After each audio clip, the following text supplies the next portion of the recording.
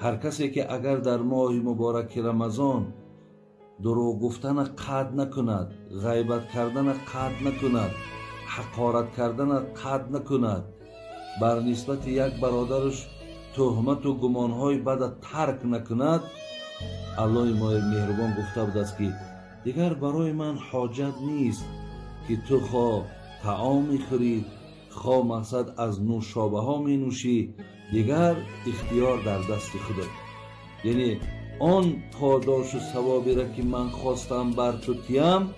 صد افسوس که تو با این رفتارها و کردارهای بسیار زشت و نادرست